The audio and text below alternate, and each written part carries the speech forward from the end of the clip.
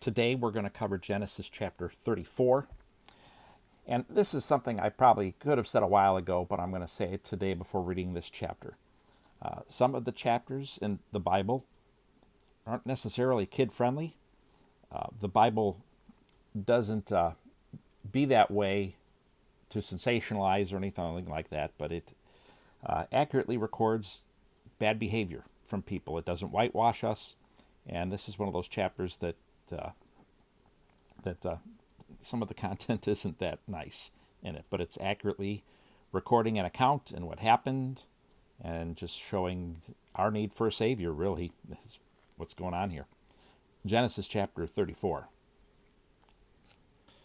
Leah's daughter Dinah, whom Leah bore to Jacob, went out to see some of the young women of the area.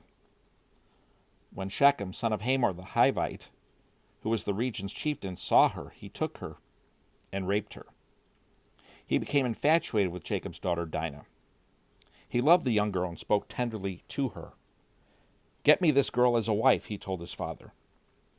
Jacob heard that Shechem had defiled his daughter Dinah, but since his sons were with his livestock in the field, he remained silent until they returned. Meanwhile, Shechem's father Hamor came to speak with Jacob. Jacob's sons returned from the field. When they heard about the incident, were deeply grieved and very angry. For Shechem had committed an outrage against Israel by raping Jacob's daughter, and such a thing should not be done. Hamor said to Jacob's sons, "My son Shechem has his heart set on your daughter. Please give her to him as a wife. Intermarry with us, give your daughters to us, and take our daughters for yourselves. Live with us, the land is before you. Settle here, move about, and acquire property in it." Then Shechem said to Dinah's father and brothers, "Grant me this favor, and I'll give you whatever you say. Demand of me a high compensation and gift. I'll give you whatever you ask me. Just give the girl to be my wife." But Jacob's sons answered Shechem and his father Hamor deceitfully, because he had defiled their sister Dinah. "We cannot do this thing," they said to him. "Giving our sister to an uncircumcised man is a disgrace to us. We will agree with you only on this condition: if all your males are circumcised as we are, then we will give you our daughters, take your daughters for ourselves, live with you, and become one people. But if you will not listen to us and be circumcised, then we will take our daughter and go."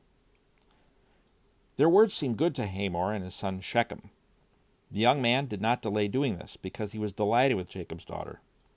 Now he was the most important in all his father's family. So Hamor and his son Shechem went to the gate of their city and spoke to the men of the city. "These men are peaceful toward us," they said. "Let them live in our land and move about in it, for indeed the region is large enough for them. Let us take their daughters as our wives and give our daughters to them. But the men will agree to live with us and be one people only on this condition: if all our men are circumcised as they are. Won't their livestock, their possessions, and all their animals become ours? Only let us agree with them, and they will live with us." All the men who had come to the city gates listened to Hamor and his son Shechem, and all those men were circumcised. On the third day, when they were still in pain, two of Jacob's sons, Simeon and Levi, Dinah's brothers, took their swords, went into the unsuspecting city, and killed every male. They killed Hamor and his son Shechem with their swords, took Dinah from Shechem's house, and went away. Jacob's sons came to the slaughter and plundered the city because their sister had been defiled. They took their flocks, herds, donkeys, and whatever was in the city and in the field. They captured all their possessions, dependents, and wives, and plundered everything in the houses.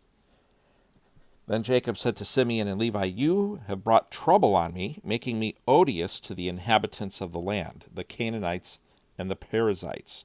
We are few in number. If they unite against me and attack me, I and my household will be destroyed." But they answered, "Should he treat our sister like a prostitute